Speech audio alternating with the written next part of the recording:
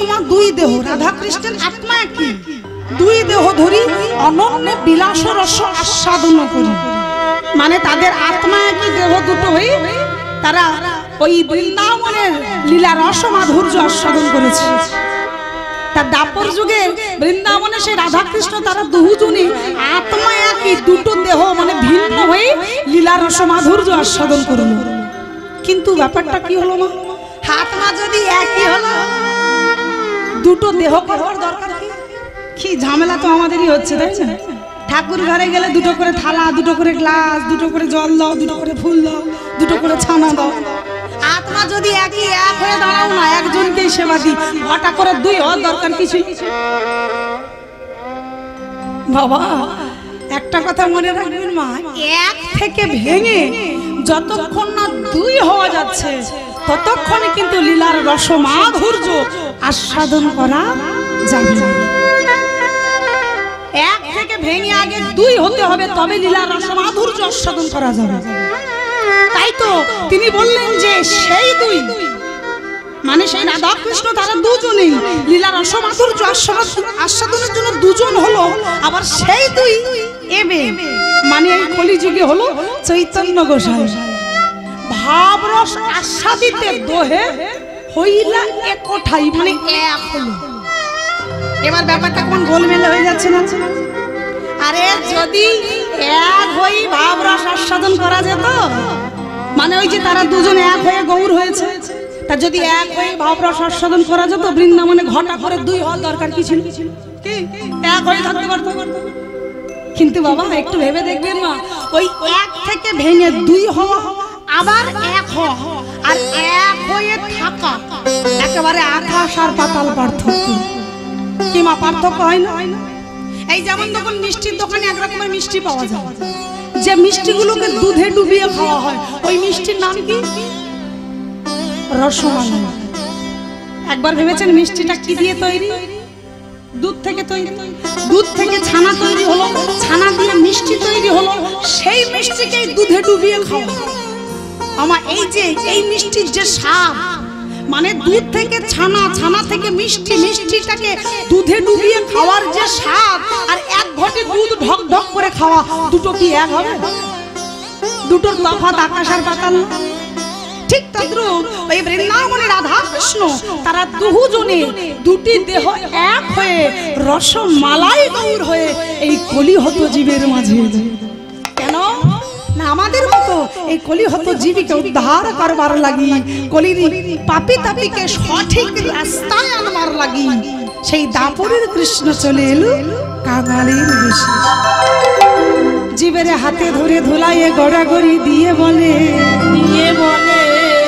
তোমরা নামে ভজ নামে চিন্ত, নামে করো নামে ভজ নামে চিন্ত, নামে করো নামে ভজ নামে চিন্ত, নামে করো নাম ভজ নামে চিন্ত, নাম করো নাম বিনা কলি যুগের গতি নাহি আর, নামে বিনা নামে বিনা নামে বিনা কলি জীবের গতি নাহি। মানে নাম ছাড়া আমাদের কিন্তু অন্য কোনো গতি নেই মা। যারই ভজনা করুন না কেন, শেষের দিনে কিন্তু এই নামই হবে আমাদের একমাত্র সঙ্গী। তবে হ্যাঁ, মহাপ্রভু বলে গেলেন একবার বদনে নাম নিলেই হবে, কিন্তু তিনি আরো বললেন যে আমা হতে আমার নাম বড়, নাম হতে আমার ভক্ত হলো বড়। মানে আপনাদেরকে বড় বললেন, আবারও বললেন ভক্ত হতে ভক্তের ভক্তিটাই বড়। যত বড়ই ভক্ত হোক, তার অন্তরে যদি ভক্তি না থাকে, সে আর যাই হোক তাকে ভক্ত বলে না। কি মা বলে? দেখবেন আমার ভগবান কিন্তু দুটো বস্তু সহ্য করতে পারে না। কি কি? এক হলো ভক্তের চোখের জল। চোখের জলে যদি কেউ ভগবানকে ডাকে, ভগবান যেখানে থাকুক পাগলের মতো সেই ভক্তের কাছে ছুটে আসে। আর অপর দিকে আরেক হলো ভক্তের অহংকার।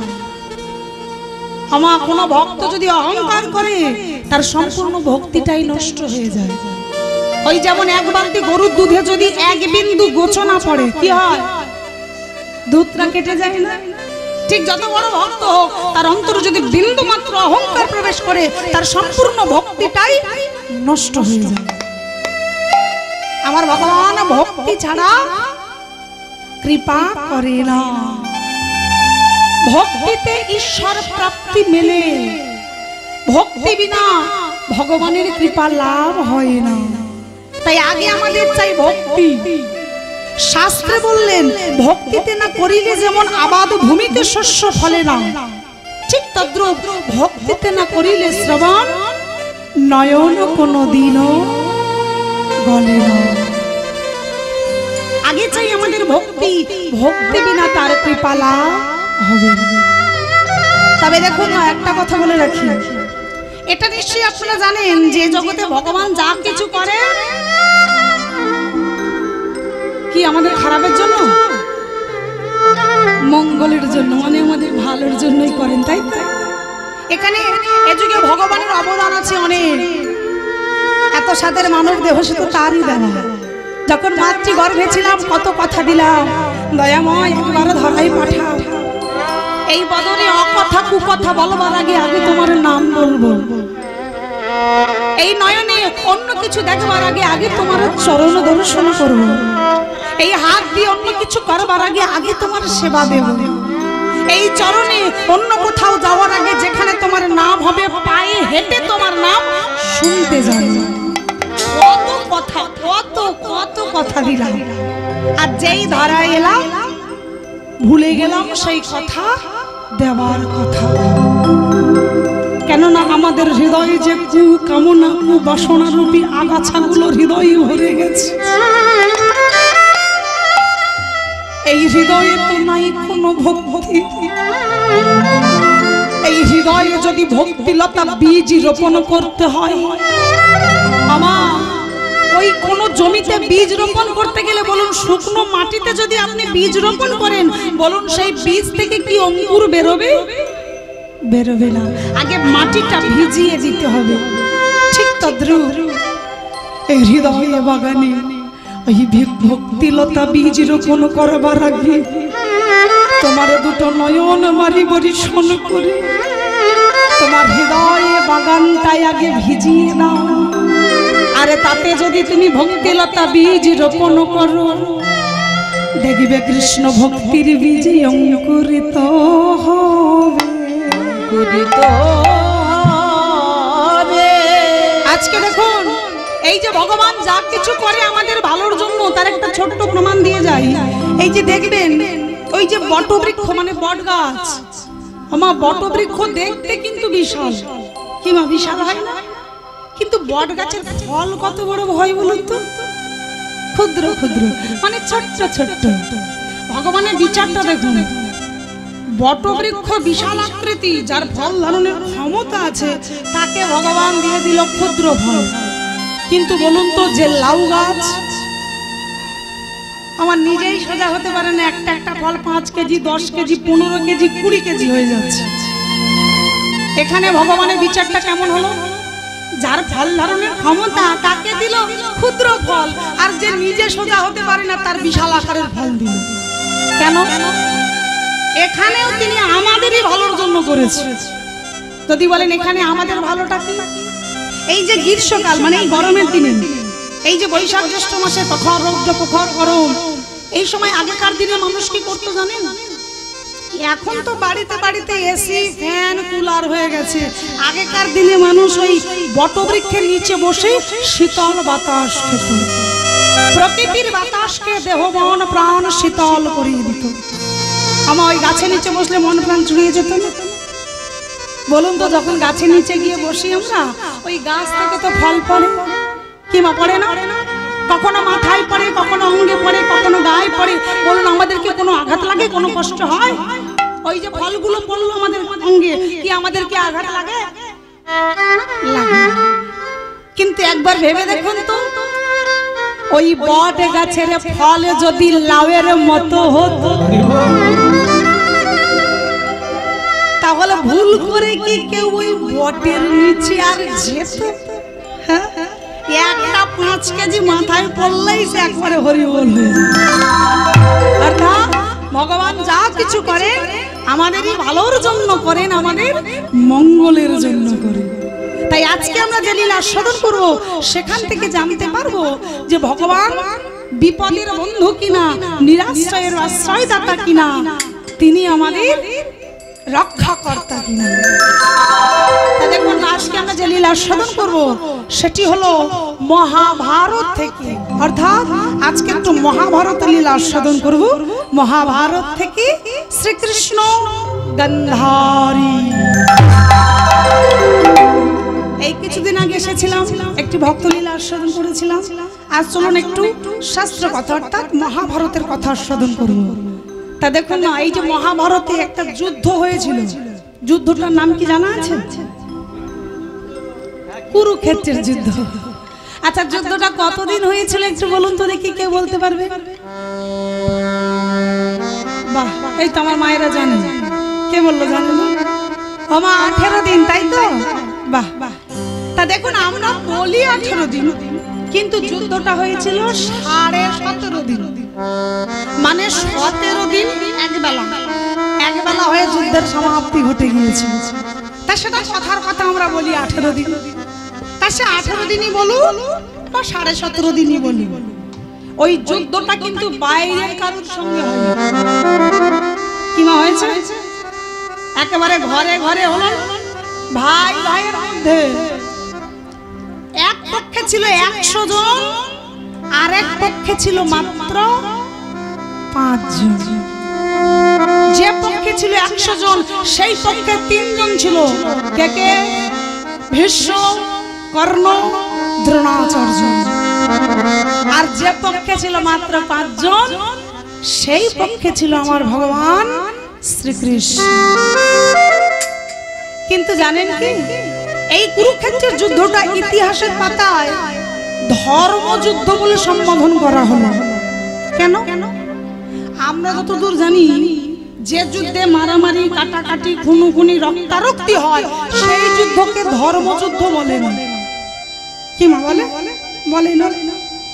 তাই এই যুদ্ধকে কেন ধর্মযুদ্ধ বললো? এই যুদ্ধে তো সবই হয়েছে, রক্তারক্তি, খুনোখুনি, ভাই ভাইয়ের হাতে মৃত্যু, ভাই হয়ে ভাইয়ের সন্তানকে ভাই পেয়ে হত্যা, অভিমন্যুকে হত্যা, এত পাপ হলো। তাহলে এই যুদ্ধটাকে ইতিহাসের পাতায় কেন ধর্মযুদ্ধ বললেন? তাহলে আগে আমাদের জানতে হবে ধর্মযুদ্ধ কারে কয়, মানে কাকে বলে, আগে সেটা জানতে হবে। যদি এক কথায় উত্তর দিতে বলে তাহলে এক কথাই বলবো, যে যুদ্ধে ভগবান শ্রীকৃষ্ণ নিজে যুক্ত রয় সেই যুদ্ধকেই ধর্মযুদ্ধ। মানে আমার ভগবান যে যুদ্ধে নিজে যুক্ত থাকে সেই যুদ্ধকেই ধর্মযুদ্ধ বলে। তাই এই যুদ্ধটাকে ইতিহাসের কথা ধর্মযুদ্ধ বললো। তা দেখুন, এই যে পদকর্তা আমার মহাপ্রভুকে দর্শন করে বলছে, প্রভু আমি শুনেছি তুমি নাকি বিপদের বন্ধু, শুনেছি তুমি নাকি নিরাশ্রয়ের আশ্রয়দাতা, শুনেছি তুমি নাকি সৃষ্টি স্থিতি লয় প্রলয়কারী, তুমি নাকি রক্ষাকর্তা। তাই আজকে এই লীলার মাধ্যমে আমরা জানতে পারবো যে ভগবান আমাদের রক্ষাকর্তা কিনা, তিনি আমাদের বিপদের বন্ধু কিনা। আমার এই মহাভারতে ওই কুরুক্ষেত্রের যুদ্ধ হয়েছিল যে মাঠে, যদি কেউ কুরুক্ষেত্রের মাঠটা পরিক্রমা মানে দর্শন করবার জন্য যদি কেউ গিয়ে থাকে, তাহলে জানবেন ওই মাঠে একটা বিশাল আকারের বটবৃক্ষ আছে, মানে বট গাছ। ঠিক কালকে যুদ্ধ আরম্ভ হবে, আর তার আগের দিন মানে প্রারম্ভের দিন সমস্ত পক্ষীরা নিজেদের মধ্যে বলা বলি করছে, কি রে কাল প্রভাতে হবে ভয়াবহ কুরুক্ষেত্রের যুদ্ধ। আর এই যুদ্ধে আমরা যদি বৃক্ষে থাকি তাহলে তো আমরা প্রাণে মারা যাব। কি মা মারা যাবে না? যে গাছে পক্ষীরা আছে, গাছের নিচে যুদ্ধ হলে মা গাছের উপরে যারা থাকবে তাদের তো মৃত্যু হতেই পারে। কি মা হবে না? ওই যুদ্ধ চলাকালীন যদি একটা অগ্নিমাখা বান গিয়ে গাছে লাগে, গাছটাই তো পুরো ছাই হয়ে যাবে।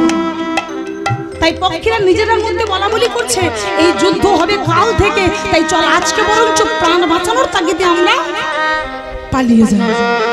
মানে যুদ্ধ শেষ হলে আবার এসে এই বৃক্ষে থাকবো, যতদিন না যুদ্ধ শেষ হচ্ছে ততদিন আমরা অন্য বৃক্ষে দূরে বাসা বেঁধে থাকবো। এই কথা বলা বলি করে সমস্ত পক্ষীরা দল বেঁধে উড়ে উড়ে সবাই ঝাঁকে ঝাঁকে চলে যাচ্ছে। আমার ঠিক ওই বৃক্ষে বাস করতে একটি স্ত্রী পাখি আর একটি পুরুষ পাখি। আমার স্ত্রী পাখিটি ছিল অন্তঃসত্ত্বা। অন্তঃসত্ত্বা মানে গর্ভবতী। স্ত্রী পাখিটি অন্তঃসত্ত্বা, সে দেখছে চারিদিকে সকল পক্ষী জাতি যারা ছিল বৃক্ষে, তাদের যত জাত ভাইরা ছিল সবাই পালিয়ে যাচ্ছে। আর ঠিক সেই সময় তার স্বামী ছুটে এসে বলছে, ওগো শুনছো, একবার বৃক্ষের দিকে দেখো, আমাদের যত জাত ভাইরা আছে। তুমি তো নিশ্চয়ই শুনেছো কালকে হবে এই কুরুক্ষেত্রের মাঠে ভয়াবহ যুদ্ধ। তাই এই যুদ্ধ আরম্ভ হওয়ার আগেই চলো, আজ বিকেলে সবাই যখন চলে যাচ্ছে আমরাও চলে যাই, চলো, কারণ এখানে থাকলে আমাদের মৃত্যু হতে পারে। তাই এখানে আর নয়, সবাই যাচ্ছে, চলো, আমরা কেন থাকবো, চলো চলো আমরাও পালাই, চলো। তার স্বামী সবে মাত্র কথাটা তাকে বললো, চলো আমরা চলে যাই। ভগবানের কেমন লীলা দেখুন। স্বামী কথাটা বললো আর ঠিক তখনই মেয়েটা দুই হাতে তার গর্ভটা চেপে রেখে বলছে, স্বামী, আমি দেখতে পাচ্ছি যে একে একে সবাই চলে যাচ্ছে, কিন্তু তুমি যে আমাকে চলে যেতে বলছো, কিন্তু দেখো দেখো এখন যে আমার প্রসব বেদনা শুরু হয়েছে। এটা কিন্তু জেনে রাখবেন মা, এই প্রসব যন্ত্রণা এটা আপনারা নিশ্চয়ই আরো ভালো করে জানবেন যে কতটা যন্ত্রণার হয়, কতটা বেদনার হয়, এটা একজন নারী ছাড়া কিন্তু আর কেউ বোঝে না। আবার এই যন্ত্রণা কখন আসে কাউকে বলেও আসে। তার স্বামী তাকে বললো, এখানে থাকলে মৃত্যু হবে, চলো চলে যাই। আর ঠিক সেই সময় ভগবানের এমন লীলা, ওই পক্ষে প্রসব বেদনা শুরু হলো। অমনি গর্ভটা চেপে রেখে বলছে, স্বামী, তুমি যে আমাকে চলে যেতে বলছো, কিন্তু এতটা কষ্ট নিয়ে তো আমি যেতে পারবো না। আরে পারবো না বললে হবে, এখানে থাকলে আমাদের মৃত্যু হবে, চল চল আমরা চলে যাবো। আর কথাটা শুনেই পক্ষী বলে উঠল, স্বামী, এ জগতে সব কিছু খণ্ডন হয়, বিধির বিধানকে কিন্তু খণ্ডন করা যায় না। কি মা যায়? যদি আমাদের কপালে মৃত্যু থাকে, আমরা যদি ভাবি যে আমি এখানে থাকলে মৃত্যু হবে, অন্য জায়গায় পালিয়ে যাই, গেলে কি বেঁচে যাব? যেখানেই যাব কপালে যদি মৃত্যু থাকে, সেখানে গেলেও আমাদের মৃত্যু হবে। তাই স্বামীকে বোঝাচ্ছে, স্বামী, যদি মৃত্যু থাকে সে এখানে থাকলে হবে, পালিয়ে যেখানে যাব সেখানে হবে। তার থেকে কপালে যা আছে তাই হবে। ওরা যাচ্ছে যা, আমরা বরং থেকে যাই। কথাটা শুনে পুরুষ পাখিটি কি বললো জানো? দেখুন, এই যে আমাদের নিজেদের মেয়েকে যখন অন্যের হাতে তুলে দিই, দেওয়ার সময় কানের কাছে বলে দিই, ওরে মা, এতদিন আমরা ছিলাম তোর সব, আজ থেকে তোর স্বামী হলো তোর জীবনের সর্বে সর্বা, মানে তোর জীবনের সব। আজ থেকে স্বামী তোর আপনজন। একজন নারীর কাছে স্বামী যদি কাছের হলো, স্বামী যদি আপনজন হলো, তাহলে এমন বিপদের দিনে স্বামী তো সবার আগে তার পাশে দাঁড়াবে। কি মা, স্ত্রীর এমন বিপদে, এমন কষ্ট, এমন যন্ত্রণার দিনে স্বামী তো তাকে সাহায্য করবে, তার পাশে থাকবে, তার সাহস দেবে। কিন্তু এই পুরুষ পাখিটি কি বললো জানো? পুরুষ পাখিটি অমনি বলে উঠলো, কি কপালে মৃত্যু থাকলে হবে, তা সেটা তো তোর আছে, আমার তো নেই। কেননা তুই যেতে পারছিস না, তোর কপালে মৃত্যু আছে, তোর জন্য আমি কেন আমার প্রাণটা দেব? মরতে হলে তুই মর, এই আমি চললাম।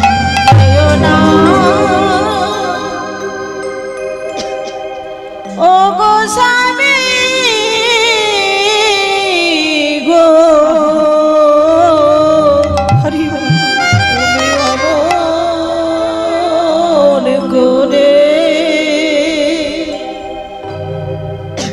অমন করে ছেড়ে যেও না। একদিকে প্রসবের বেদনা, অপরদিকে স্বামী ত্যাগ করলো। অত বড় বৃক্ষে পক্ষী একা। আজ এখানে পক্ষী একটা কথা বললেন। কি কথা? না, এতদিন কিন্তু পক্ষী ভগবানকে ডাকেনি, যেটা আমরা করি। স্বামী সন্তান নিয়ে যখন সুখে থাকি তখন তার কথা ভুলে যায়। কি মা ভুলে যাই না? কারো ছেলে যদি চাকরি পায়, সেই মা বাবা ফোন করে আত্মীয় স্বজনকে বলে, আরে জানিস তো আমার ছেলে চাকরি পেয়েছে, তোরা আসিস একদিন মিষ্টি খাইয়ে দেবে। আত্মীয় স্বজনকে ফোন করে করে জানায়। কিন্তু বলুন তো মা, সেই মা কি কখনো ভগবানের কাছে গিয়ে বলে যে দয়াময় তুমি কৃপা করেছো বলে আমার সন্তান চাকরি পেয়েছে? এটা বলে আমার ছেলে কত শিক্ষিত, অনেক দূর অনেক কষ্ট করে পড়াশোনা শিখিয়ে চাকরি পেয়েছে, অথচ সেই ছেলেটা যখন দুর্ঘটনায় পড়ে মারা যায়, যদি বলুন ওই মা আত্মীয় স্বজনকে বলবে যে আমার ছেলে মরে গেছে দেখে যাও? কি মা বলে? ওই মাকে আর কোথাও পাবেন না। ছেলে চাকরি পেয়েছে শুনে যে মা পাড়ায় পাড়ায় খবর দেয়, মিষ্টি বিলাতে যায়, সেই মা যখন ছেলে মরে যায় শুনবে, দেখবেন সেই মাকে আর কোথাও পাবেন না। সে ঠাকুর ঘরে পড়ে ভগবানের চরণে মাথা ঠুকে আরে কপাল চাপড়ে খেদে খেদে বলে, এই আমার এটাই কি আমার কপালে ছিল? মানে তখন ভগবানকে ডাকে। মানুষের জীবনে যখন সুখ থাকে তখন আমরা ভগবানকে ডাকি না। এতদিন পক্ষী ভগবানকে ডাকিনি, আজ পক্ষী বলে দয়াময় এতদিন তোমায় ডাকিনি, কারণ আমি তো ভেবেছিলাম স্বামী আমার আপনজন। কিন্তু আজ আমি বুঝেছি এই জগৎটা একটা অভিনয় মঞ্চ। জগতে কেউ কারোর হতে পারে না। দুদিনের জন্য ভালোবাসার খাতিরে বলবে যে তোমার জন্য আমি আমার প্রাণ দিয়ে দেব, কিন্তু এই জগতে কেউ কারোর হয় না, হতে পারে না। কারণ এটা তো অভিনয় মঞ্চ। কেহ মাতা, কেহ পিতা, কেহ ভগ্নী ভ্রাতা সেজে খালি অভিনয় করছে। কেউ তো কারো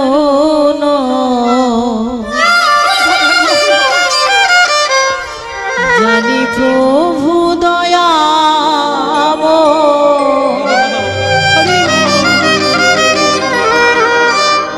এই মিছে মায়ায় ভাবে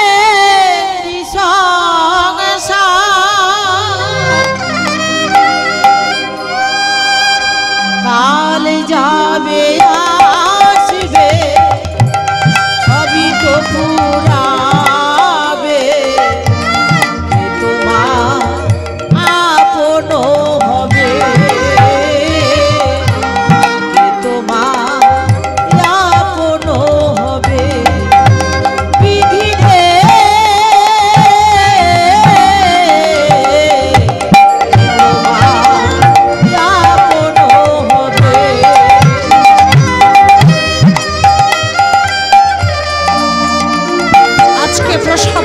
ছটফট করছো পক্ষী, হারে কেঁদে কেঁদে ভগবানকে আধেরি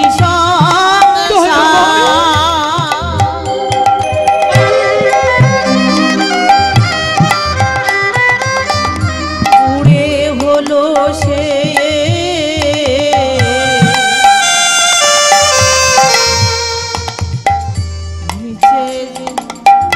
আসা যাওয়া ভবের খেলায় মিছে ধরবে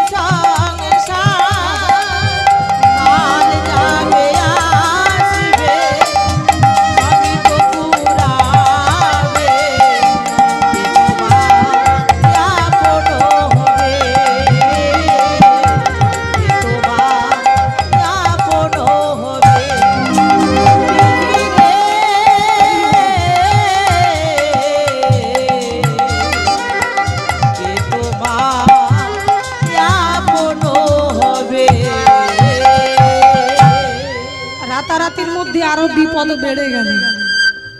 পক্ষী দুটো নয়ন জলে ভোগ ভাসিয়ে ভগবানকে ডাকছে, আরো বিপদটা বেড়ে গেল। কেন বললাম বেড়ে গেল?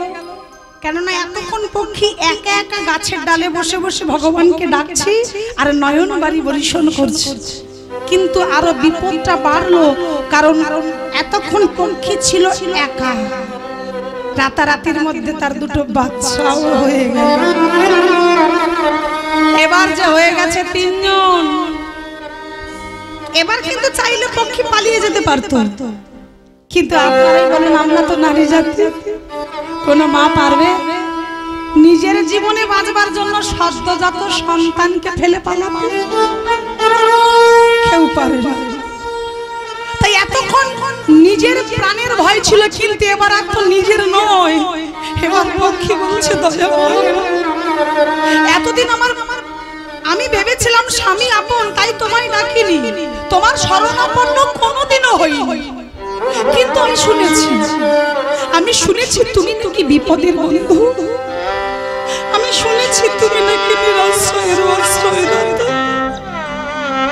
ও দয়াময়, এবার আর নিজের জীবনের পরোয়া করি না, তোমার আতুর চরণে আমার এই নিবেদন, তুমি আমার এই সন্তানগুলোকে বাঁচিয়ে রাখো। এরা সবে মাত্র পৃথিবীতে এসেছে, এরা এখনো নয়ন মেলে দেখে, তুমি এদের রক্ষা করো। আমি শুনেছি তুমি নাকি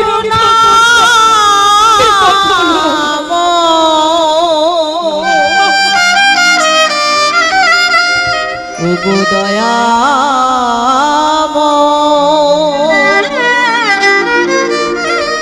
একেবারে দয়া করো, একেবারে কৃপা করো। আমার এই যে গাছের ডালে বসে একজন মায়ের আর্তনাদ, দেখতে দেখতে কিন্তু নিশি প্রভাত হচ্ছে, মানে সকাল হচ্ছে, আর দিনের আলোটা যখন ফুটছে পক্ষী নিচের দিকে তাকিয়ে দেখছে প্রভাত হচ্ছে, তো যুদ্ধক্ষেত্রে যুদ্ধের সরঞ্জাম এক এক করে ঢুকছে, মানে কুরুক্ষেত্রের মাঠে এক এক করে যুদ্ধের সরঞ্জামগুলো ঢুকছে। এগুলো যত দেখছে পক্ষী তত ভয়, নিজের সন্তানগুলোকে হৃদয় মাঝে আগলে রেখে চোখের জলে বুক ভাসিয়ে ভগবানকে ডাকছে। আর দেখতে দেখতে কিছুক্ষণ পরেই আমার ভগবান অর্জুনের রথের সারথি হয়ে রথটিকে নিয়ে কুরুক্ষেত্রের মাঠে প্রবেশ করলেন। কিন্তু আপনারাই বলুন তো মা, এই যে ছোট্ট একটা পক্ষী যে বৃক্ষ ডালে বসে কাঁদছে, বলুন পক্ষীর এই ডাক কি কারুর কর্ণে যাবে? কি মা, সাধারণ মানুষ কারুর কর্ণে কি যাবে? কেউ কি জানতে পারবে যে একটা পক্ষী গাছের ডালে বসে কাঁদছে? কেউ জানবে না, কিন্তু জানবে একজন, কে? যাকে পক্ষী ডাকলো তার কর্ণে পক্ষীর ডাক পৌঁছে গেল। তাই তো আমার ভগবান কি করছে দেখুন, ওই রথটিকে নিয়ে যেই না কুরুক্ষেত্রের মাঠে ঢুকলো, মাঠে প্রবেশ করে যুদ্ধক্ষেত্রের দিকে না গিয়ে ওই বটবৃক্ষের দিকে চলে যাচ্ছে। পিছন দিক থেকে অর্জুন বলে উঠল, সখা তুমি যুদ্ধক্ষেত্রের দিকে না গিয়ে রথটার দিকে কোথায় নিয়ে যাচ্ছ? আর কথাটা শুনে ভগবান কোনো উত্তর করলেন না। আস্তে আস্তে রথটিকে নিয়ে গিয়ে বটবৃক্ষের নিচে দাঁড় করালো। রথ হতে নেমে বটবৃক্ষের নিচে দাঁড়িয়ে এক দৃষ্টি গাছের দিকে তাকিয়ে আছে। অর্জুন রথে বসে বসে মনে মনে চিন্তা করছে, সখা কি দেখছে এমন ভাবে এক মনে, দেখি দেখি। এখন দেখবার জন্য অর্জুনও নেমে এসেছে। ওমা অর্জুন নেমে এসে কৃষ্ণের পাশে দাঁড়িয়ে, সখা কি দেখছো? কি আছে ওই গাছে? ভগবান চোখ নামাচ্ছে না, এক দৃষ্টে তাকিয়ে বলছে, অর্জুন যাও তো, তোমার রথে যে শ্বেতহস্তি আছে তার গলায় যে একটা ৮০ মণ ওজনের ঘন্টা আছে, একটু ওই ঘন্টাটা নামিয়ে আনার ব্যবস্থা করো। কেন সখা? আরে যুদ্ধের আর মাত্র কয়েকটা মিনিট মাত্র বাকি, ঘন্টা দিয়ে তুমি কি করবে? ভগবান বললেন, অর্জুন আগে আনো, আনলেই তো দেখতে পাবে। অযথা প্রশ্ন করো না, যেটা বলছে সেটা করো। এখন সখা বলেছে, অর্জুন ছুটে গেল সেই 80 জনের ঘন্টাটা নামিয়ে এনে যেই না বটবৃক্ষের নিচে রাখলে